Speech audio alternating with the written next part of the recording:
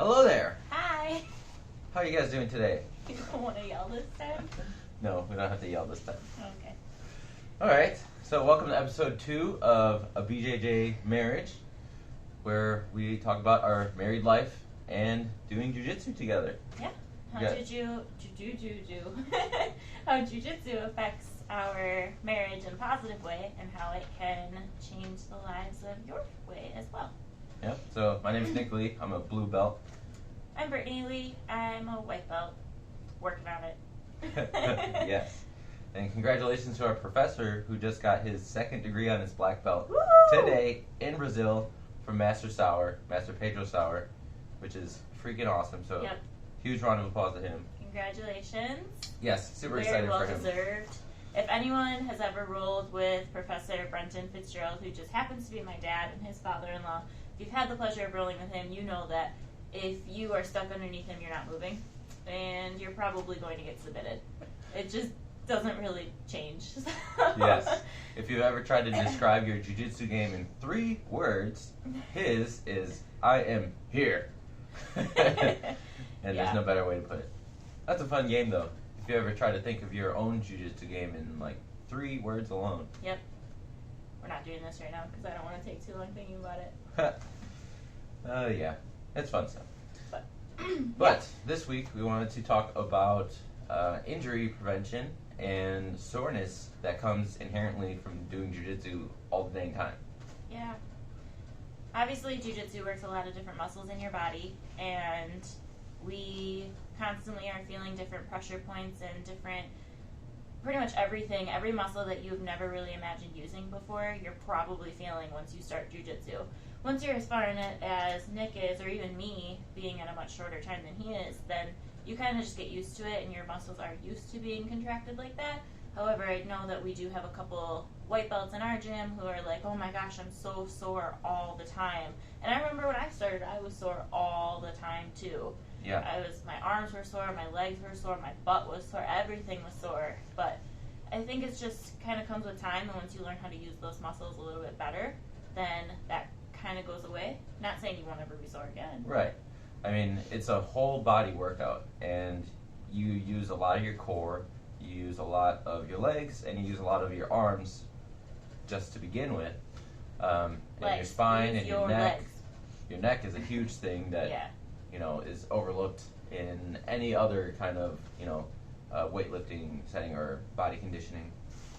But you start to put that together, and if you've ever been to the gym before, if you've ever started running or ever started any sort of weightlifting or really any sport, you start to find muscles that are specific to that sport that get sore very quickly.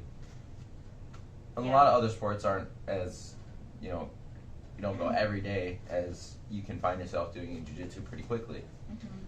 But Well, the thing about jiu-jitsu that we commonly talk about in our gym is that when you are training with your partner, you are able to do something over and over and over and over and over. So if you're training for MMA, you do one knockout punch, they're done. Your training's done for the rest of the day. But for jiu-jitsu, you can keep practicing that armbar, you can keep practicing that pressure pass, you can keep practicing that guard pass, you can keep doing that over and over. And if you're doing all that repetition on that same muscle group over and over, of course you're going to feel it the next day. Yep, and the worst part about it is it's super fun. So you just keep doing it, and you keep up building that technique, and then 2 days later you're like, oh my goodness. Yep, feel it there. I feel like I got hit by a truck. I didn't even know I used that muscle ever in my life. Yes, which is very common for any beginner in jiu-jitsu, because you do end up using your whole entire body. It's a complete movement throughout every single technique. There's not many techniques where it's just move your arms, you're going to move your hips.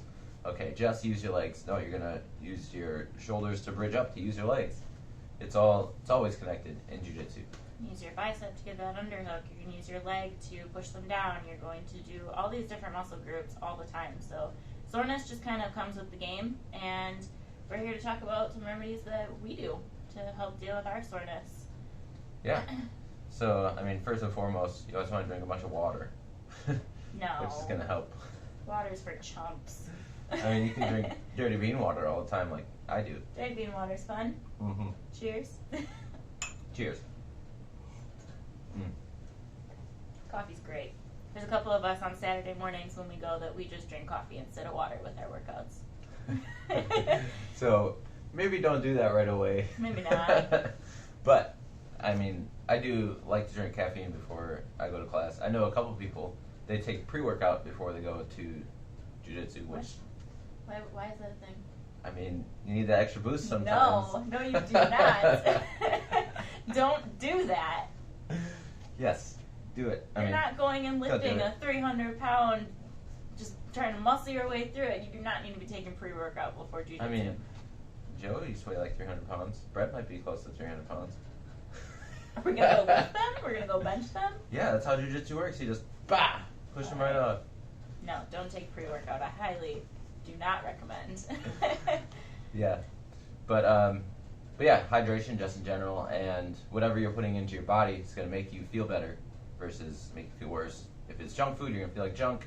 If you eat healthy food, you're going to feel better, just in general. Yeah, also hydrate before you go to class, too. If I've noticed in my experience that if I don't have enough water throughout the day and I'm going to an hour-long class and an hour-long rolling session afterwards, I'm just done. I'm pooped. But the days that I have more water, I feel better. I feel like I'm more on my game, because think about how much you sweat when you're doing jiu-jitsu, when you're just rolling around. You could be even flowing, and you can still come out. Like, gi can be wrung out and everything. So yeah, imagine all the water that you're getting out of your body. So try to think about that by putting it into your body before you start your session. And one of the worst things that happens when you're rolling with people is a cramp. You get a cramp in your foot, you get a cramp in your calf. The calf ones are the worst. Your legs are where you get your cramps first, and it just feels awful. And then you'll be done rolling with someone, and they'll be like, "Why'd you stop halfway through?" And you'll be like, "Oh yeah, I've been cramping for the last minute. I was trying not to die." Trying to, survive. Oh yeah, my foot cramps are the worst. There'll be times, because you use your feet for hooks and everything, so you're constantly moving back and forth, and then sometimes you get there, and it's like, oh, I'm stuck, I can't move, don't move. Yes, so, yeah, cramps, they don't help at all. No. So stay hydrated. Lots of water. And Gatorade, he drinks Gatorade too. Yeah. So Gatorade helps, especially if I'm doing like a Muay Thai session directly into jiu-jitsu. When I'm getting my gi on, I'm bringing a Gatorade to the changing room to hydrate myself in between. Because you need to stay hydrated to keep your muscles working. Mm-hmm. I know before the last competition, one of our teammates gave me a Pedialyte, and that seemed to help a lot too with the salt intake and the hydration. And that can be always a good one too, especially, I know this is going back to our episode 1 of competition, but when you're preparing, make sure you're hydrated. And Pedialyte can really help out with that too. Yeah, especially if you have a hard weight cut, if you are cutting weight for any sort of tournament. Yes. Yeah. So that would be step number 1, making sure you're taking care of what you put into your body. Mm-hmm. And then one thing that we really do to mitigate our soreness in jiu-jitsu is pick how we're going to roll throughout the day and then stick to that plan. Mm-hmm. So I go 6 times a week. I probably go over 15 classes a week of jiu-jitsu and Muay Thai. So, if I rolled 100% every time, I'm pretty sure my body would be falling apart at this point. Probably. Right, and she goes 5 days a week. Yeah, also. I go Tuesday through Saturday. It goes to be between like 10 and 12 classes a week. So that it can definitely be rough on your body if you're not taking care of yourself. Right. So one thing that we do is we pick days. Okay, Wednesday is the main no-gi class. I'm going to roll a little bit harder on that day. Mm-hmm. Thursday is a beginner class, right? A lot of times I help coach that class, and I'm not really looking to kill all the white belts that come to beginner class. So that's a day that I choose to roll lighter with everybody. Yeah, that's what he does. I'm still technically a beginner, so it's a little bit different for me. I can't just go super, super light with someone because I am also a lot smaller than them. So if I'm going with a brand new wrestler, no strike white belt male, and I'm just trying to get myself to stay alive throughout that, I mean, it's definitely different, but Thursdays is kind of the day that I choose to just not roll, I guess. So I'll go to the classes, I'll go to Muay Thai, I'll get my workout in, my sweat and everything, and maybe I'll drill a little bit. But Thursdays is kind of like the midpoint day of the week that I'm like, okay, well this day I'm just gonna kind of relax and not overwork my body. Right, and rolling hard versus rolling light is defined by when I'm rolling light, I'm using basically 100% as much technique as I can and putting maybe 20% strength behind that technique, right? But rolling hard doesn't mean, I'm going to spaz, I'm going to be as strong as I can, la la la la la. That means that I'm going to put more strength behind the techniques that I'm working. So a lot of times when I'm rolling with people on a light day, I treat it more as a flow roll, right? And if I see a submission, I'm going to push for it. I'll push a little bit harder, maybe closer to 40% to finish. But a lot of times, if it's not happening right away and I have to force that submission, that means I'm supplementing my technique with strength, which if you do that all the time, you're going to wear out your body and you're never going to learn the technique.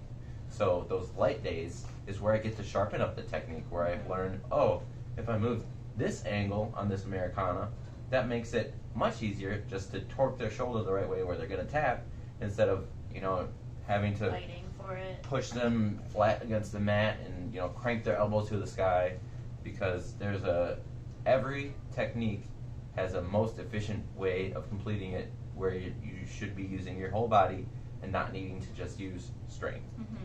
And for people who do weightlifting as well and they have never tried jiu-jitsu before, it kind of compares to that as well. So you can go deadlift 300 pounds if you feel like it because you have the strength, you have the muscles to do it, but maybe you're trying to work on your posture a little bit better, or maybe you're trying to work on your footing position a little bit better. So you're going to drop down in weight so that you can get either more reps and still get the high workout in, or you're just trying to focus on your technique, and that's kind of how it works with jiu-jitsu as well, is when you're in that flow state, you don't have to be going 100% and pounding the person on bottom and constantly trying to be working those submissions and really fight for that arm. Like, you can really just go into a flow state and figure out your technique and still be moving your body, still be working those muscles, but not making it to the point where you're sore the next day. Right. And then when you roll, when you're going harder in a day, when maybe you're going 80%, or maybe if you got some competition rounds, that's where you really fill up your technique with as much strength as you can put behind it at some times, or you put more into your technique. So it doesn't mean, just trying to smash and be as heavy as possible and be as rigid as possible, because that's not how jiu-jitsu works anyways. If you are a plank versus a wet blanket, if you pick up the plank on one end, you're going to move the whole thing, but a wet blanket, you have to pick up the entire thing to move it, Well, jiu-jitsu was created, too, by Master Elio, and he was a very small man. He was a 150-pound man, and he designed jiu-jitsu so that the smaller person can outlast the big muscle man. And so if you are stuck in some bar fight, God forbid, and they just keep pounding on you and they keep trying to muscle through, as long as you can find your space and your angles, you can outlast them, because they're going to be using all of their strength and all of their energy to try to break you down. But you're just going to be just flowing, finding your space, finding your angles, getting to be where you need to be, and not overworking yourself while doing it. Yep, you'll be using your skeletal structure. You'll be, using, like she said, spaces and angles, because that's how you really make the best leverage out of your body. And then, muscle just adds into all of that stuff. Yeah. It's also funny, just kind of thinking about the flow state, too, that a lot of new people, a lot of new white belts, I would say like anyone under 2 stripes probably, maybe even 1 stripe and under, they don't like flow rolling. They just don't like it because, 1, they don't know enough technique to try to do it, and 2, they're just so used to, when they're doing something, putting the 100% effort into it. And I was just talking to one of the females at the gym, and I was going to flow roll with her, and she's like, I don't like flowing. And I was like, I really didn't either for a long time, because it's hard to get your brain to think when your body wants to move some way, when your body has this natural reaction to try to turn to your belly instead of your back and things like that. So it definitely is something that you have to train your brain to do, but flow rolling is probably the best way to continue your jiu-jitsu technique, continue the way that you want to do things, and not be sore the next day. Most definitely. And when you flow versus being rigid, your risk of injury goes down dramatically, because you're not fighting that submission with strength that somebody's trying to put on you, and then you're rigid and you move your body, and then all of a sudden that submission gets tighter. But when you're flowing, you just kind of, as Bruce Lee would say, you become the bowl as water, and you will find a way that you can flow out of that, or you're just going to tap, which is fine too, because if you're not tapping, you're not learning. Yeah. The more times you tap in a roll, the more you learn, the more you get out of it anyway. Right. But we try to incorporate flow rolling into our routines quite a bit. As we both said, we both train a lot. I would say we're probably in the top 10% of the people there who are there the most. And we have to make sure that we're taking care of our bodies when we're doing that. We can't just be going 100% all the time. We can't be doing competition rolls every class that we're there. And competition rolls are great. You learn so much from it, but it's not feasible to do every single day when you're there. So, right. Like we said, when we go all the time, like Tuesdays, that's my very hard day because it's my first day back. Wednesdays, it's a no-gi day, so it's totally different. There's no grips involved. It's just a whole bunch of other random stuff that we're not even going to get into right now. Slippery. Yeah, you just wiggle. And then Thursdays is kind of my relaxing rest day because it's beginner class. And then Fridays is normally competition class. You go a little bit harder that day. And then Saturdays, you're back to just kind of doing what you want. If you're sore, you go light. If you're not, do whatever you want. As long as you're going with your partner's speed too, and you're not trying to outmuscle them. Yeah, and a lot of times when I'm rolling, I match the intensity of my partner also, because I don't want to have to outwork them, but I also don't want to just let them steamroll me all the time. So a lot of times I match what they're giving me and put it into them. And some of the overzealous white belts, I will put them in check by showing them how the technique against their strength kills their strength.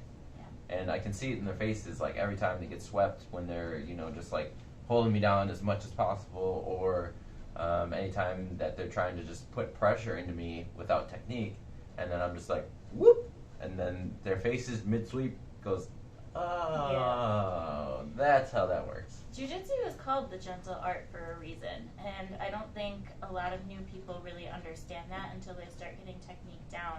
Because if you were to look at a white belt match in a competition versus a black belt match in a competition, there's a totally different style there. And not only just because they've been doing it for so long that they just know so much more, but two white belts are just going to be going at it, trying to kill each other, taking them down, trying to get that submission as hard as they can, working it's like all two those bulls. muscles.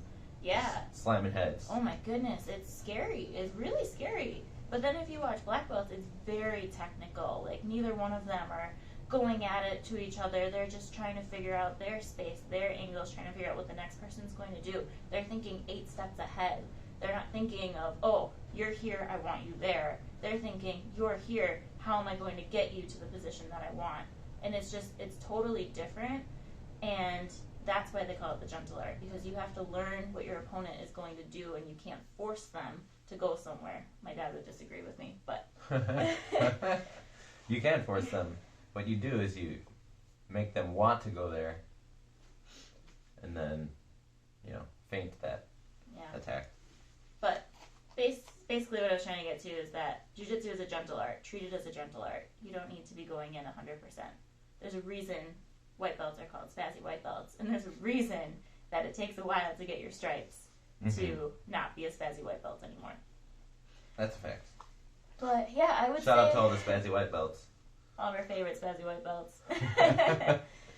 I was there too. He was there too. I mean, he came from being a gym broad, from going to 210 to what, you're 175 now, 170. So he lost all the weight doing it, but he used to be just this big muscle dude, and I wasn't around for your 1 and 2 stripe and even 3 stripe white belt time, but I can only imagine a 210-pound guy who loved lifting weights was probably not the easiest person to roll with. Yep, I used to be a weightlifter and a skateboarder, so I had good balance and I was strong, and that's what I heard from my opponents all the time. Yeah. You're strong. Spazzy white belt. That's not a compliment if someone tells you you're strong. No. No, it's definitely something you have to train your brain to get out of. But kind of going off of the flow rolling area, another big step into helping injuries and helping your soreness is take a rest day. Like, there are people out there who just want to train, and never give their body a break. Oh, you mean Dave? I mean you. True. I have to tell him, like, no, you really don't have to go to that class again today. Like, you've already been to 3. You don't have to continue. Yeah. Tuesdays, there's 6 a.m. class, there's 6 p.m., there's 7 p.m., and then there's 11 p.m. And I really thought about doing it all, but I decided not to do 11 p.m. Yeah. But give yourself a break. Like, I know we both know as much as anyone that it's fun and it's just a great experience, not only for your mind and your body, but the social aspect of it, getting out of your house during the pandemic aspect of it. Like, everything about jiu-jitsu is fantastic, and I really encourage anyone who has never tried it to go try it. But know your body, know your limits. Because obviously, as you get older, your body can't really handle as much. So the people who have been brown belts and are black belts, they all know what their body can handle, and they know, oh, I can't start training until I warm up. I need to do these specific warm-ups to get my muscles like moving and ready and engaged. Like Josh and Mike, they won't even go on the mat until they've warmed up. Yep. And our black belts, like, they know, and my dad, for example, once he cools down, he's done. If he cools down and he goes back out, that's when you start getting hurt. So you really have to learn your body, learn what times you need to rest on, whether it's a whole day or whether you just need to sit for a couple minutes in between matches. Like, I would just highly recommend trying to figure out your body style and give yourself the rest that it desperately needs. Yeah, and that was a good point that you brought up, too. A lot of people don't look at warming up and don't look at cooling down after they're done. So we have a few people in our gym that always do some stretches beforehand, do what they need to. They come a little early to class, specifically to, roll their muscles out, to work up their heart rate, to warm up, to get ready to do class, to drill, and then to roll. And then afterwards, they also take that time for themselves to stretch out and take care of anything that might be sore immediately after rolling, right then and there, which helps their recovery a ton.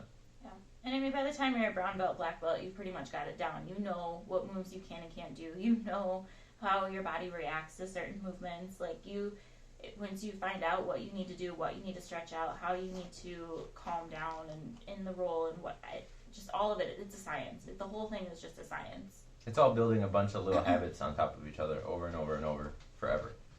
That's what jiu-jitsu is. You wouldn't know anything about habits. Nope. I've never formed a habit in my entire life. For those who don't know, he's a habit coach, in case you're wondering. Shout out to my Odyssey habit coach. Let me know if you want to change any habits. Yeah. But, yep, rest days, hydrate, flow state. Those are the 3 big ones I would suggest in definitely helping the soreness aspect of it.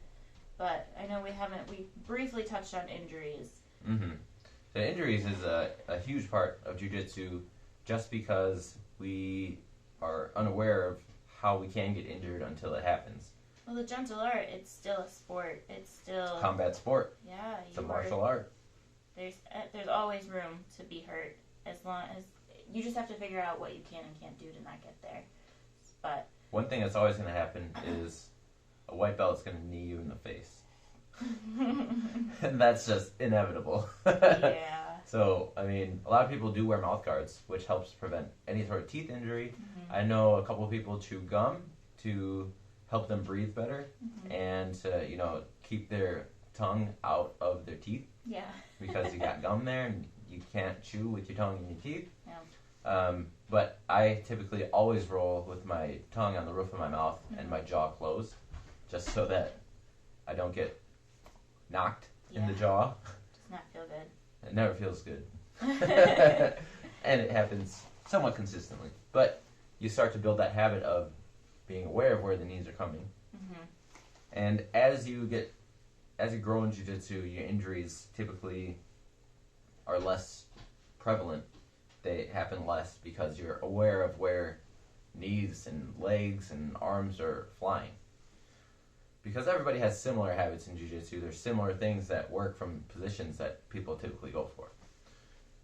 But other injuries include like lots of mat burn. Oh. When you first start out, mat burn on your feet. Oh my goodness. Mat burn on your elbows and knees, especially if you're worst. going for lots of shots or takedowns. It's totally going to happen. Like, don't think that it's not going to happen to me. I know how to know. It will happen to you when you start. Like, it just will. You have to learn how to not let it happen to you. And sometimes it still happens to even higher belts because maybe they got their foot dragged in the wrong direction when it shouldn't have went that way. Yeah, and you build calluses on your feet But there are grappling socks, which I used to use when I started out because my mat burn was so bad and it would never get a chance to heal. So you can get grappling socks, which give you a little bit of grippies on the bottom of your feet, and they protect the top of your feet.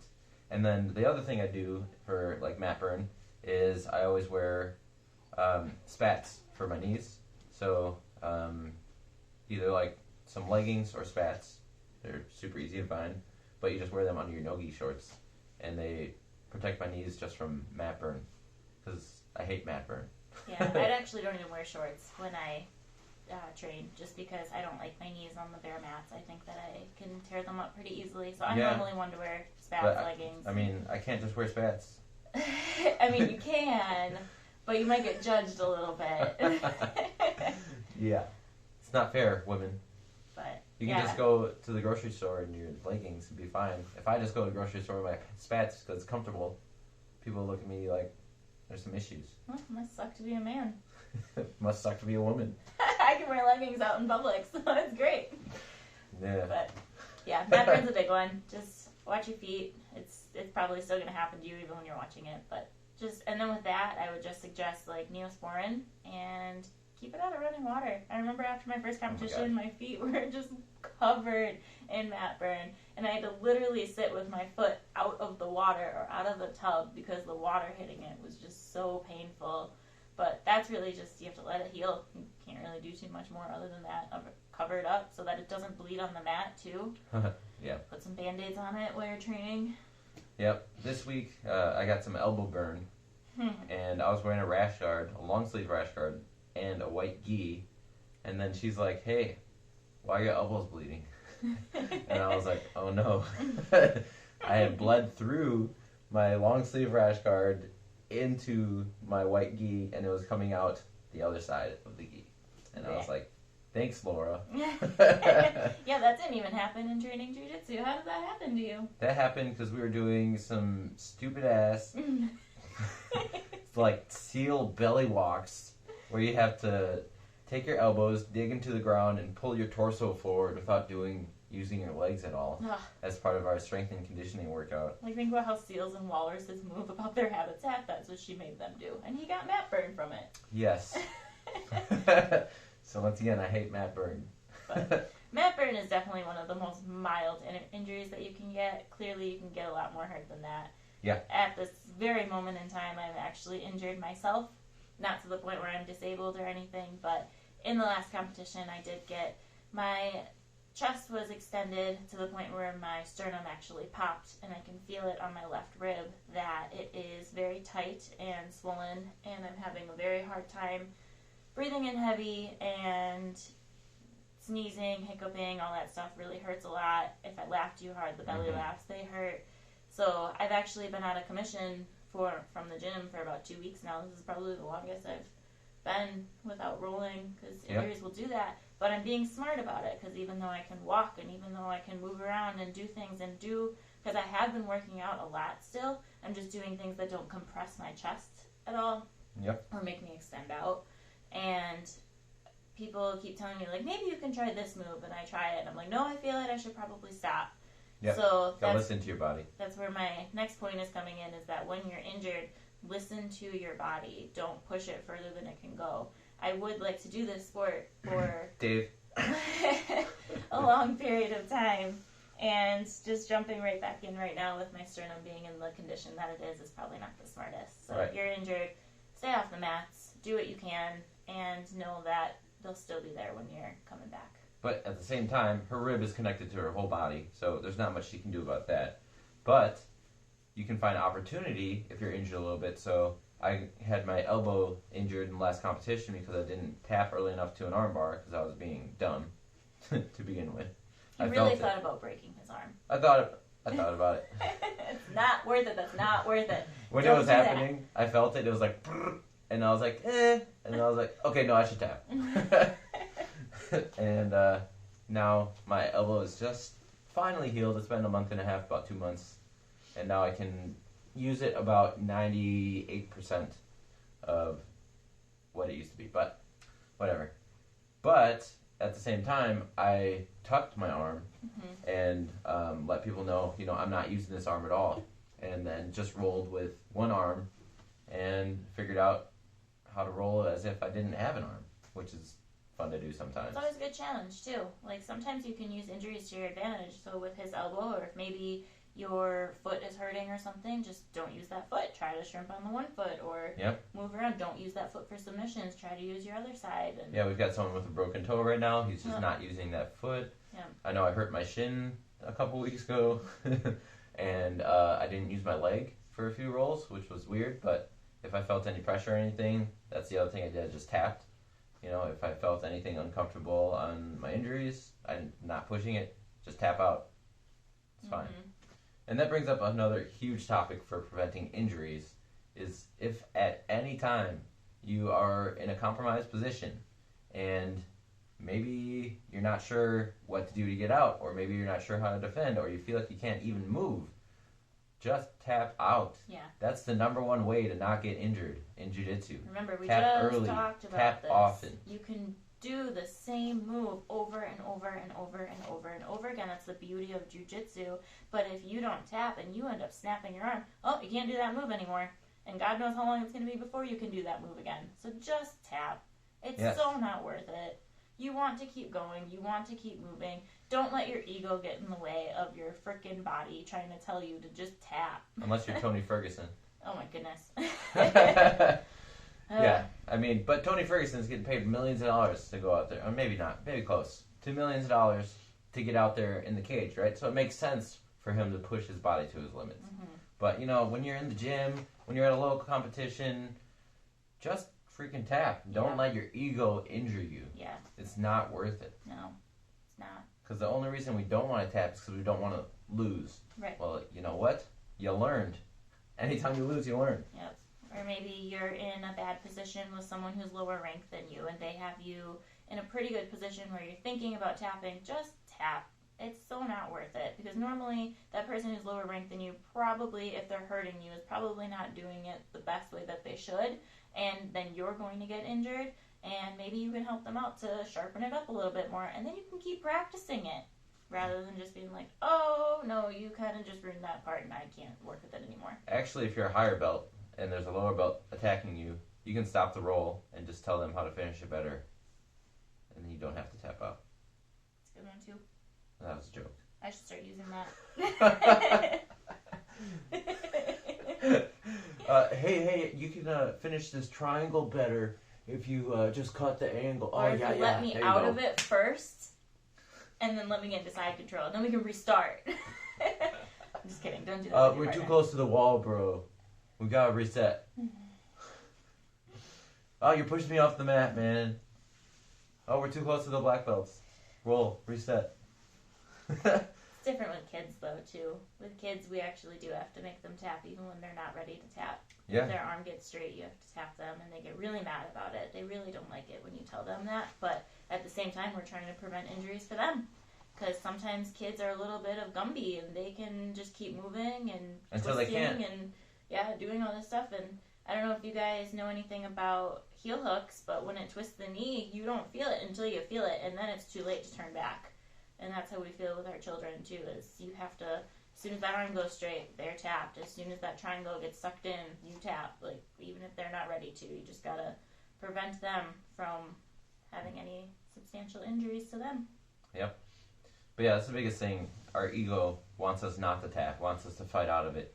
And as you gain experience, you know more so where your body can go before you really do need to tap.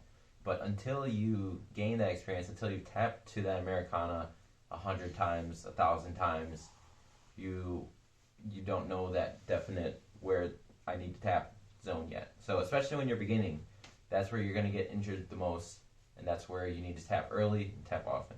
And like I said earlier too, even if you're just pinned down and you have like no way to get out of there, and somebody starts getting a submission on you, and you have like you can't move, it's okay to tap and like figure out like what happened, because that's something you need to learn anyways. Obviously, if you can't move.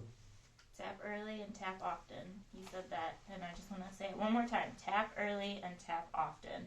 It's how you get the most experience. That's how you learn too. Yeah. You know, and if you find that somebody is tapping you out with the same thing over and over, that's when you know, hey, I'm going to ask this person about that submission so that I can learn it. Mm-hmm. You know, hopefully they're not a dick and just are like, nope, figure it out, done white belt. Another thing that you can do too for injuries and soreness as well is if you know someone who specializes in taking care of the body, so such as a chiropractor or a physical therapist or a masseuse or anything like that, I would just talk to them, see if they have any more recommendations for you. We have quite a few people at our gym who actually do specialize in that. I know we have our Muay Thai instructor is a masseuse, one of our blue belts, Laura, she's a personal trainer, and our friend Michelle, she works on the body just as her living. She has a Tin Tam. That thing is fantastic. I would always use a Tin Tam whenever you can, if you can. Also, our professor is a personal trainer. Yeah. But for Dad. He gives you bad advice, though. Don't listen to him. She's going to die. He's like, you're fine. You can keep rolling. Go away. Just going to be a podcast of me from the future. But, no, I would definitely talk to professionals who would know how to help you a little bit better, too. If you're feeling an ache or soreness in your back or your leg or something, have them rub it out for you. But yeah, rub it out for you. I hate you so much. That's what she said. Oh, my goodness. But it's always good to smooth out those muscles a little bit more just to help you continue in the future.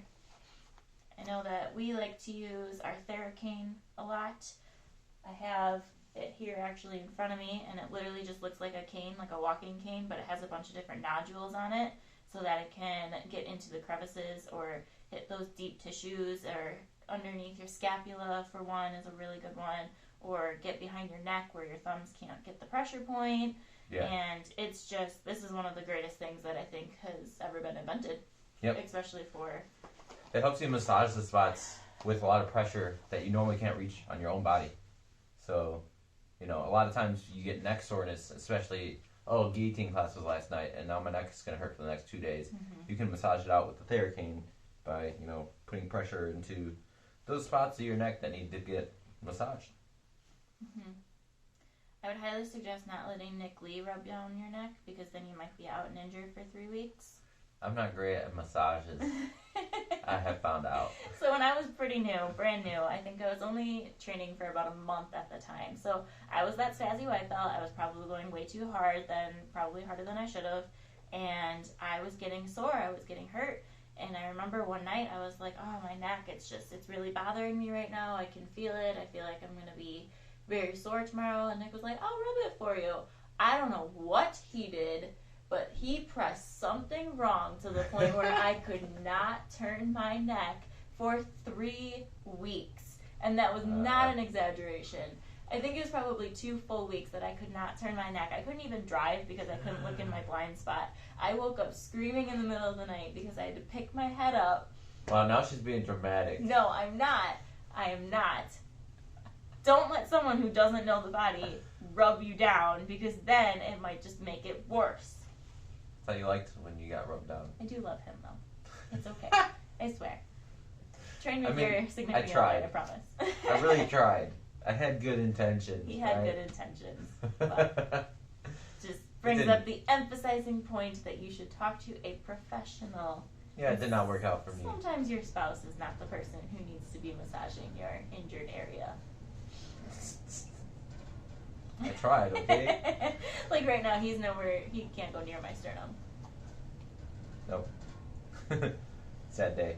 Mm-hmm.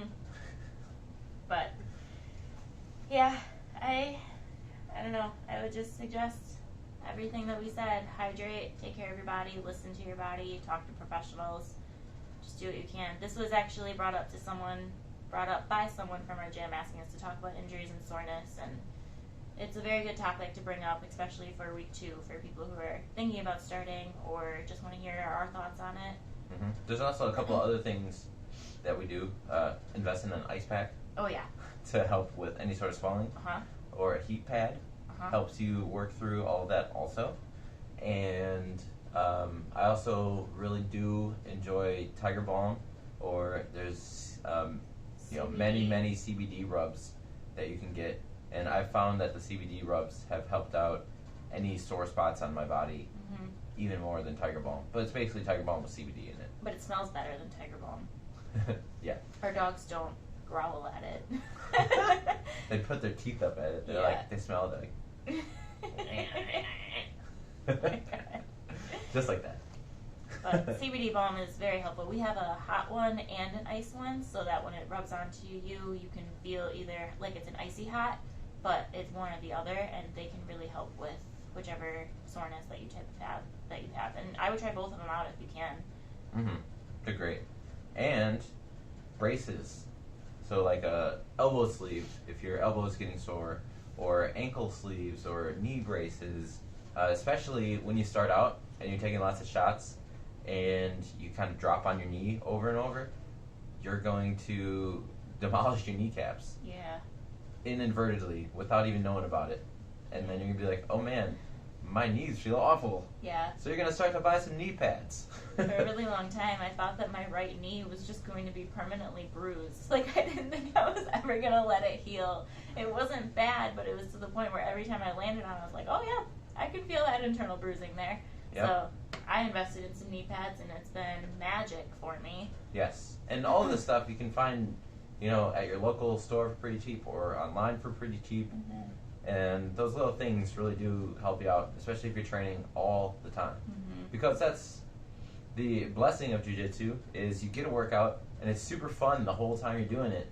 And then, later on you're like, man, I'm super sore, but I had so much fun doing it. But you get super fit. Like she said, I used to be 205, 210 pounds before I started jiu-jitsu. Now I'm around 170, 175, so that's a significant amount of weight loss. But, I used to be bulkier. I probably had more of a dad bod. I was pretty thick at that point in time. I'm only 5'10". But, I mean, you were straight muscle. Yeah, I was all muscle, but, I wasn't, cut. Yeah, he's lean muscle now. Yeah, and now I'm pretty cut. Yeah. Like, you can see muscle definition throughout my entire body. Mm-hmm. And that comes from conditioning over and over through jiu-jitsu, and Muay Thai really cut a lot of the extra out. I'd say I lost 30 pounds through jiu-jitsu, and then another 10 pounds after that just from Muay Thai. Mm-hmm. Because I don't know if you've ever tried to kick something for 3 minutes straight, Oh my but gosh. holy shit, is that a workout? Yeah. That can get intense. Yeah. But I was the same way. I was probably around 160 before I started, and it was definitely the biggest I've ever been in my life. I'm not saying that's big, but the biggest personally for me. And then when I started jiu-jitsu, within the first 2-3 months, I was already down 17 pounds, and now I walk around between 140 and 145 on an average basis. So, not saying that you're overweight or anything, but if you feel like you are, try jiu-jitsu. I mean, it'll literally just shed those pounds off. Number one excuse for people that don't want to do jiu-jitsu is, I'm not fit enough for jiu-jitsu. Well, I'll tell you what, nobody is fit enough for jiu-jitsu. No. And the way you get there is by doing it. Yep. Jiu-jitsu works for all body types. Literally all body types have an advantage. Yeah. They have some disadvantages, but they have an advantage based on what body they have. I had someone reach out to me recently, and they were like, oh, I'm really interested in trying it out. And I was like, you absolutely should. He goes, but I'm short and fat. I wouldn't fit in. And I was like, no, you would fit in perfectly. And then you could get out everything that you want to get out. And then we would also find people who would fit your body type with you and work with you. So it really is for everyone, in my opinion. Doesn't matter what you weigh or anything. How tall you are, how short you are. Yeah. How wide you are. Anything that How defines round your you physical are. characteristics, it really doesn't matter. How hard-headed you are. Just don't let your ego get in the way. Just tap. Yep. Doesn't matter if you're a 225-pound dude and you got a girl on your back choking you. You're still going to tap the same as anybody else. Yeah. But I don't really have any other remedies that we do personally. The sleeves, the balms, massaging, breast, water. Love. Yeah. Her love definitely helps me heal, I'd say. Because she puts all of the love that she has into her cooking, which, makes both of our bodies healthier. I swear he'd probably still be 210 if I wasn't around, because he doesn't cook. He No. would just eat mac and cheese all the time. Mac and cheese and chicken patties. Chicken nuggets. Yeah, but chicken patties are easier to make in the oven. Yes. I guess diet too, that's a big one. Yeah. Watch what you're eating. I know when we have a competition coming up, about 3 to 4 weeks ahead of it, we'll normally start our competition diet. And we get very high energy foods and greens and no more carbs or salts. Like, we'll cut out all of that and just make our bodies ready and lean. And first we want to make the cut, but also you want to feel good when you're out there. And if you're just eating all these carbs and cheese and cream, you're probably gonna be drained a little bit more than you should be. I remember there was one day where I had helped somebody move something earlier in the day, and then they took us to lunch, Buffalo Wild Wings, and I had a shit ton of wings. And then that was probably like in the afternoon, 2 or 3, and Muay Thai starts at 6. Okay. And I got into Muay Thai and I started doing it, and I was like, oh my god. My stomach was just full of chicken wings still, and I could barely move. And then after that was jiu-jitsu, and I was rolling around, and everything was sloshing together with my Gatorade and my water, and I was like, and I did not feel good that day. That just happened on Thursday too. We went out for a big lunch and we ate around 2. Muay Thai was around 6, and he had a Nashville Nashville chicken mac and cheese with fried chicken and some creamy, authentic mac and cheese, and that was delicious. Yep. But it did not help me feel good later in the day in training. Yeah, I did not eat that. I had a steak sandwich, but even I was still so full and so tired, and I was like, I'm not going to Muay Thai tonight. I'm not going to be anything useful. Plus, I was trying to give my sternum a break, but he comes home and he's just like, oh my god, Muay Thai was so difficult. He's like, my jumping jacks were not even jumping jacks. And I'm like, maybe you should have given your body a rest or digested your food first. Yeah. But, it was so filling that we didn't even eat dinner that night. I think I just had cucumbers and ranch for dinner. So, I don't know. Just watch your diet. It will help you with your training process a whole lot. And then it'll probably, if you are up to par with your training, then you're probably less prone to injuries too. Yeah. Yeah, the farther along in your journey you are, the more aware you are of where you can be injured and where you need to tap or where you need to move, ultimately. So, when you do begin, it's called a gentle art, but it doesn't feel like a gentle art at all. It feels like people are trying to kill you. Which they might be. They are. You just tap before they actually kill you, and it's fine. Even then, if you go out, typically people let go. Yeah. But yeah, those are the main things we do to help out with our soreness. And, I was going to say Epsom salt baths help me out a lot too. I know before competition or after competition, I like to take an Epsom salt bath and just soak in that and relax. I know we have a couple of friends that have saunas that help them therapeutically with their muscles also. Saunas, hot tubs, things like that. Although I would not suggest doing that before a competition because it really dehydrates you. Well, just not too long. And just drink water while you're in there. Yeah, drink water. Something I have to tell myself all the time. Back to rule number 1, drink some water. Mm-hmm. There was a long point in our marriage where I would ask Brittany how much water she drank today, and then she would just walk in the kitchen with her head down and go get a cup of water and be like, I drink 1 cup of water. That still happens. Yeah. She'll be like, oh, I have a headache, or oh, this is sore, or I don't feel good. And I'll say, do you have any water today? And she'll be like, no. The water is magic for the body. We're at 70% water, right?